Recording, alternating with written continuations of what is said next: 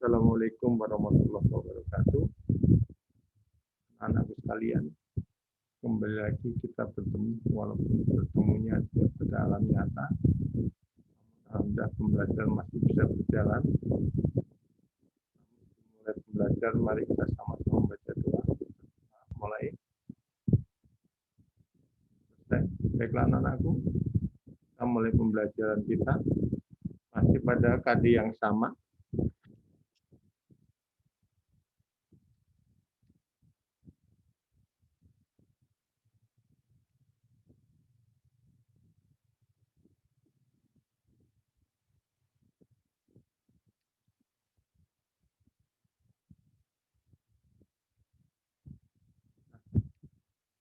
Ya, inilah pasangan KD-nya masih sama seperti pertemuan yang lalu.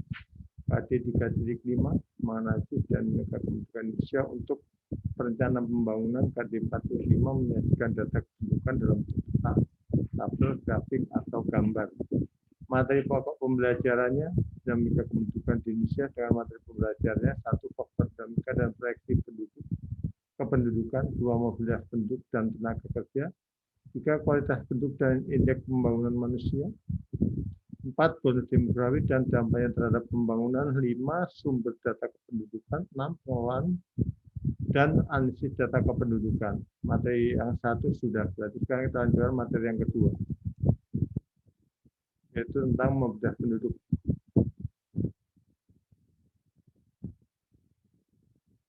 Kita mulai dari yang pertama, A, mobilitas penduduk.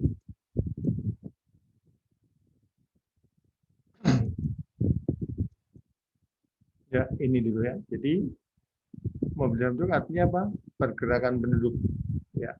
Nah, kemudian pergerakan penduduk ada yang bergerak status sosialnya, ada yang bergerak fisiknya. Kalau untuk mobilitas penduduk ada yang bergerak adalah fisiknya atau orangnya. Sementara yang tamu oleh kita adalah mobilitas horizontal dan vertikal. Ini adalah yang bergerak adalah statusnya. Ya, ini materi ini sebenarnya dibahas di pembelajaran sosiologi. Horizontal artinya terjadi pergerakan, misalnya tadinya tukang becak, kemudian ganti kerjaan, jadi tukang tukang ngambil barang bekas atau mencari barang bekas, berarti terjadi pergerakan, namun pergerakan masih sama. Tadinya jadi tukang ojek perapatan, sekarang jadi tukang ojek online, jadi nggak ada perubahan statusnya karena masih sama-sama tukang ojek. Ya, atau tadinya guru SMA di Lampung Tengah, kemudian pindah ke Metro, tetap menjadi guru SMA, itu berarti mobilitas yang horizontal. Jadi terjadi perubahan pekerjaan tapi tidak membuat status seseorang yang lebih tinggi ataupun lebih rendah. Dan yang kedua, vertikal, berarti terjadi perubahan, bisa naik, bisa turun. Ya, kalau yang naik, misalnya tadinya jadi tukang ojek, sekarang jadi anggota dewan, itu kan luar biasa perubahan naiknya.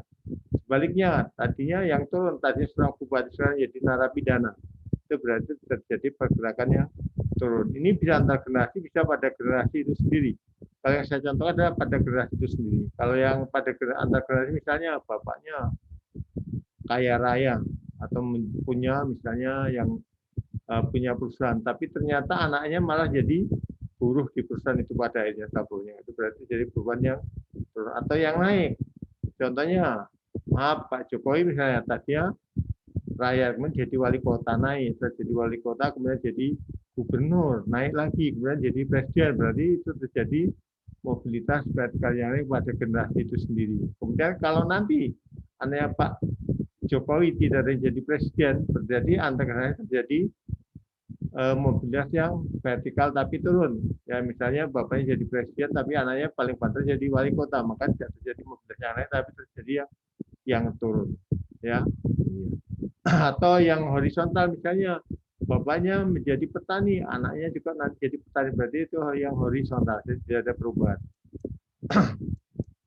Kemudian dalam geografi atau yang akan kita bahas adalah mobilitas geografis, berarti yang jadi berkata fisik atau manusianya, bukan statusnya.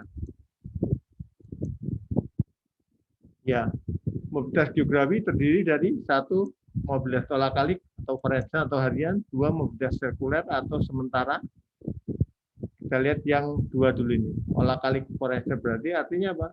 Tiap hari terjadi mobilitas, terjadi pergerakan. Misalnya orang-orang yang kerjanya di Jakarta, rumahnya di Bogor ataupun Tangerang atau yang lainnya, pagi berangkat, sore atau malam pulang, itu berarti mobilitas olah kali. Sekalian yang sekolah misalnya, sekolahnya di Metro Desa 5, tapi rumahnya di Pekalongan, maka pagi berangkat, siang pulang, berarti masuk yang olah kali. Ya, ini disebut juga dengan pengelaju. Sebenarnya yang sirkuler atau sementara.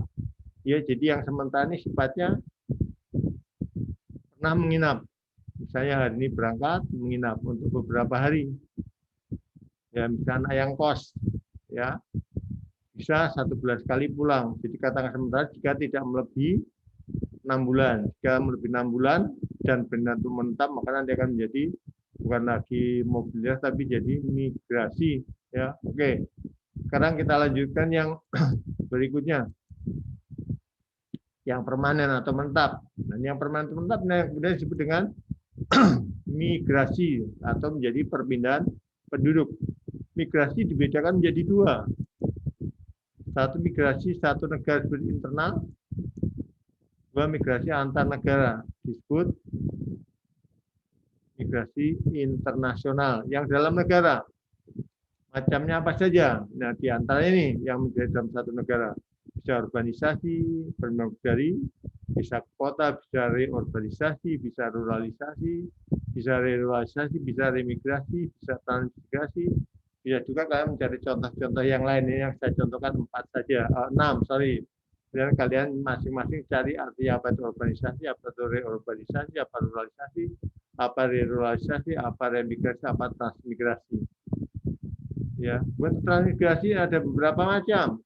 Kalian bisa menyebutkan minimal 10. Nah, itu semacam transmigrasi. Misalnya ada transmigrasi sektoral, ada betul desa, ada transmigrasi bekas pejuang, dan lain-lain. Nanti kalian cari sampai 10 berikut penjelasannya.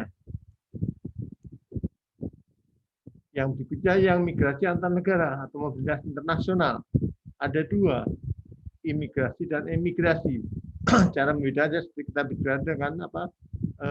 Impor dan ekspor. Kalau impor berarti persamaan dengan imigrasi, ekspor sama dengan emigrasi. Ya, kalau imigrasi berarti perpindahan penduduk dari negara lain masuk ke negara Indonesia. Ya, kemudian kalau emigrasi penduduk dari negara Indonesia ke negara lain. Imigrasi sudah terjadi sejak zaman dulu, ya. Contohnya ketika perdagangan dari Saudi, dari Persia dulu datang ke Indonesia dan menyebar ke Afrika itu berarti sudah terjadi imigrasi, ya. Kemudian buktinya sekarang dengan adanya kampung Arab, kampung Pacinan dan lain berarti bukti bahwa imigrasi terjadi sejak zaman dulu. Sekarang masih ada nggak imigrasi? Ya masih. Contohnya, misalnya pemain bola, siapa yang terkenal itu, yang sekarang nggak nampak lagi. Kemudian misalnya orang-orang yang bekerja di Indonesia, dia pindah ke Indonesia. Contoh lagi yang kemarin baru meninggal itu siapa itu? Seorang pendakwah, ya, masuk ke negara kita maka menjadi imigrasi. Ya, dan emigrasi berarti migrasi dari negara kita ke negara lain. Ini sudah terjadi zaman dulu. Contohnya dulu zaman penjajahan Belanda banyak orang Indonesia yang pergi ke Suriname, Amerika Selatan. Sudah terjadi emigrasi dari zaman dulu. Di zaman sekarang masih ada. Contohnya siapa? Contohnya, ya misalnya Kris Dayanti, tadi warga negara Indonesia sekarang menjadi warga negara Timor Leste. Kemudian siapa lagi penyanyi yang terkenal ini? Ya, ya. Jadi banyak contoh-contoh emigrasi terjadi di zaman sekarang, ya, dan terjadi dari zaman dulu. Ya, mudah-mudahan kalian bisa mencari contoh-contohnya. Oke. Kita lanjutkan. Yang B, tenaga kerja. Jadi bahasan tenaga kerja ini yang harus dibahas. Satu, pengertian tenaga kerja. Dua, undang-undang ketenagakerjaan. Tiga, klasifikasi tenaga kerja. Empat, masalah tenaga kerjaan di Indonesia. Yang pertama, dan undang-undang ketenagakerjaan. Ya, tenaga kerja, ya, artinya ya, punya usia minimal 15 sampai maksimal 64. Nah, ini dia 15 sampai 64. Jadi kalau masih balik 64, maka belum disebut tenaga kerja. Kalau sudah lebih dari 64, maka bukan lagi tenaga kerja. Ini undang-undangnya nomor 3 tahun 1923, undang-undangnya, ya. Ya. Sekarang yang ketiga. Ya, sebelum yang ketiga ada istilah angkatan kerja. Apa itu angkatan kerja? Bisa kalian baca. Usianya sama dengan tenaga kerja. Oke, sekarang klasifikasi tenaga kerja. Dan kualitasnya dibagi menjadi 3. Satu, tenaga kerja terdidik. Berarti ini adalah orang-orang yang pendidikannya ya lumayan. Ya, untuk melakukan ini paling enggak bukan waktu 17 tahun untuk menjadi tenaga kerja yang terdidik. Ya, contohnya pengacara, dokter, guru, dan lain-lain. Jadi guru termasuk tenaga kerja terdidik. Nah, maka sekarang guru mendapat penghargaan dari pemerintah, yaitu berupa tunjangan sertifikasi karena tergolong tenaga kerja yang terdidik. Itu pun ada syarat yang lain. Ya, syaratnya minimal mengajar 24 jam dalam 1 minggu. Ya, oke. Yang berikutnya tenaga kerja terlatih, memiliki kalian. Ya, kalian karena mengalami satu pelatihan tenaga kerjaan. Misalnya seorang apoteker, ahli bedah, mekanik, dan lain-lain. Dan lainnya kalian bisa memberikan contohnya. Yang ketiga, tenaga kerja tidak terlatih. Berarti ini ya mungkin saja bisa nggak sekolah, ya kan? Iya, contohnya kuli, buruh angkut, membantu rumah tangga, dan lain-lain. Walaupun dia itu berpendidikan, namun untuk mencari kerja ini tidak perlu menyodorkan ijazah, tidak ada syarat yang lain, penting mau bekerja. Ya, oke. Yang berikutnya masalah tenaga kerja di Indonesia.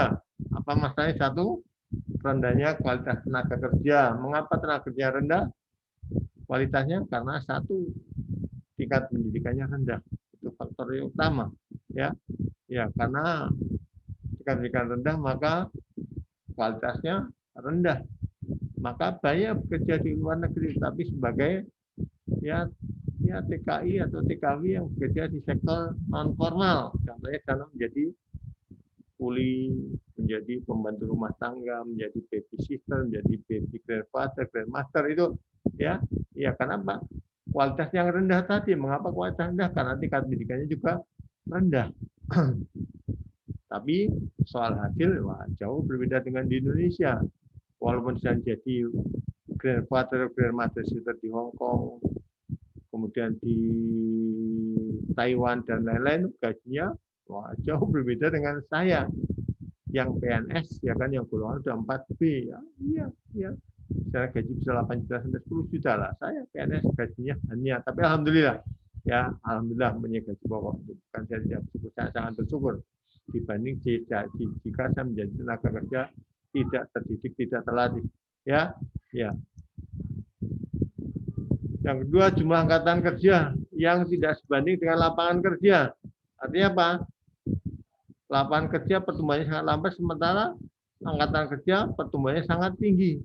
Contohnya setiap tahunnya, berapa banyak orang-orang yang tamat SMA, tamat SMK, tamat sarjana, sementara lapangan kerjanya sangat terbatas, tidak sebanding. Antara angkatan kerja dengan lapangan kerja, atau orang mencari kerja dengan lapangan kerja yang tersedia. Bisa dibuktikan, nggak usah jauh-jauh. Kalian di metro nih, mau kerja menjadi pelayan toko, coba aja, nggak terkenal, nggak ada siapa, pasti, kecuali kalau mau lebaran atau bulan puasa, mungkin ada peluang. Tapi setelah lebaran maka rata-rata dirumahkan.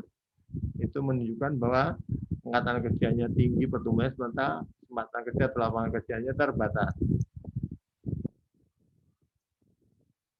Yang berikutnya persebaran tenaga kerja yang tidak merata. Dan tenaga kerja yang berkualitas rata-rata di Pulau Jawa. Kemudian pendidikan pun begitu ya. Lulusan Pulau Jawa dengan Sumatera, dengan Kalimantan lain, maka kualitasnya akan berbeda. Itu maksudnya, jadi tidak merata. Jadi kalau kalian mau berkualitas, sekolahnya lebih baik di di Jawa, ya kan? Ya, atau kuliahnya lah, syukur-syukur dari SMP SMA, tapi kalau sekarang dari SMA, maka kuliahlah di Jawa. Tuh. Kemudian pengangguran. Iya, di Indonesia masih banyak pengangguran. Ya kalau di Jerman ya jadi pengangguran digaji, tapi kalau di Indonesia ya jadi pengangguran. Ya akhirnya nyanyinya lagu gelandangan. Nah, lagunya lagu gelandangan, tinggalnya di kolong jembatan. Ya bahkan sekarang maaf yang ngomong ya di bandara kali hari Jumat, ya mereka berdiri di trotoar tujuannya mencari menunggu ada yang memberikan Jumat berkah. Nah ini yang terjadi. Yang berikutnya kualitas penduduk dan indeks pembangunan manusia, materi yang ketiga. Berarti kita akan menyelesaikan 2 materi, 2 dan 3. Kualitas penduduk dan indeks pembangunan manusia. Apa kualitas penduduk? Ya, bisa kalian baca. Ya, faktor yang penting karena kualitas menunjukkan kemampuan penduduk. Ya, semakin tinggi pendudukannya biasanya kemampuan dan wawasan hidupnya semakin luas. Ya. Faktor mempengaruhi kualitas penduduk. 1. Tingkat pendidikan. 2. Mata pencaharian. 3. Tingkat pendapatan per kapita. Ya, kita lihat tingkat pendidikan. Ya, akan berpengaruh terhadap mata pencaharian. Contohnya begini. Orang yang berpendidikan rendah maka mata pencaharian rata di bidang agraris atau sektor primer. Dengan kerja di sektor primer untuk di Indonesia maka rata-rata tingkat pendapatannya rendah. Nah, ini tuh hal yang saling berkaitan. Kemudian biasanya kalau tingkat pendidikan rendah maka ya tingkat kesehatan juga rendah. Ya, kalau kita misalnya menjadi anggota BPJS kalau tingkat pendidikan rendah, maka tingkat kesehatan rendah. Kenapa? Tingkat pendidikannya rendah, maka mata pencaharian di bidang agraris atau sektor tenaga kerja tidak terlatih, maka pendapatannya rendah. Maka dengan tingkat pendapatan rendah, maka otomatis tingkat kesehatannya rendah. Dan tingkat kesehatan akan berkaitan dengan angka kematian bayi. Ya, seorang yang tingkat kesehatan rendah, maka angka kematian bayi akan tinggi. Ya, seorang ibu hamil yang tingkat kesehatannya rendah, maka kemungkinan ya akan menimbulkan kematian pada sang bayi. Yang berikutnya, angka harapan hidup. Ya, kita kaitkan dengan tingkat kesehatan. Kalau tingkat kesehatannya rendah, maka angka harapan hidupnya pada umumnya rendah. Ya, jadi ini semua berawal dari tingkat pendidikan. Kalau tingkat pendidikan tinggi, rata-rata ke bawah juga menjadi tinggi. Ya. Kemudian kita lihat negara kita dengan negara maju. Kalau negara maju rata-rata mata pencaharian penduduknya di sektor sekunder dan tersier, tapi negara berkembang rata-rata di sektor primer. Tingkat pendapatan otomatis negara berkembang rata-rata tingkat pendapatan rendah, kalau negara maju rata-rata tingkat pendapatannya tinggi. Dan tingkat kesehatan pun begitu. Di negara maju rata-rata tingkat kesehatannya tinggi, negara berkembang rata-rata rendah. Angka kematian bayi di negara berkembang rata-rata angka kematian bayinya tinggi. Namun di negara maju rata-rata rendah. Kemudian angka harapan hidup di negara berkembang rata-rata rendah, di negara maju rata-rata tinggi. Ya, itu jadi terjadi hal yang selalu berlawanan atau bertolak belakang antara negara maju dan negara berkembang. Yang berikutnya IPM, Indeks Pembangunan Manusia. Ya, jadi menjadi tolak belakang umur panjang dan sehat, ini berarti kaitan dengan angka harapan hidup, mulai huruf dan pengetahuan berarti kaitan dengan tingkat pendidikan, kehidupan yang lain berarti kaitan dengan tingkat kesehatan. Berarti semua ada kaitan dengan tingkat pendidikan seperti yang saya sampaikan tadi, tingkat mulai hidup, mulai huruf atau pengetahuan ya berkaitan dengan tingkat pendidikan. Pakai imbas yang lain-lain ya. Kalau angka melek hurufnya tinggi ya maka kemungkinan ya umur mereka pun akan panjang dan sehat. Kehidupan mereka pun kemungkinan akan layak. Ya, iya. Alhamdulillah. Sudah pertemuan hari ini. Jangan lupa kerjakan tugasnya di store ke web SMA 5. Nanti bukti-buktinya saya minta. Oke, ya. Mana tugasnya? Ini dia tugasnya. Tugas KD 3.4, 3.5, 4.5. Materi pembelajaran 2 dan 3, mobil penduduk dan tenaga kerja. Kemudian yang ketiga kualitas penduduk dan indeks pembangunan manusia. Ada 1, 2, 3, 4, 5. Hanya ada 5 nomor ya, hanya 5 nomor. Ya enggak sampai 10 nomor. Silakan dicermati. Silakan dibaca. Ya, sudah? Ya, saya rasa itu pertemuan kita. Sampai ke tempat pertemuan yang datang. Jangan lupa tugasnya dikerjakan. Sebelum kita berpisah, maka mari kita ini teman dengan membaca doa. Mari kita berdoa bersama-sama menurut agamanya masing-masing. Berdoa mulai. Berdoa selesai. Terima kasih. Sampai ketemu pada pertemuan yang akan datang. Saya akhiri. Assalamualaikum warahmatullahi wabarakatuh.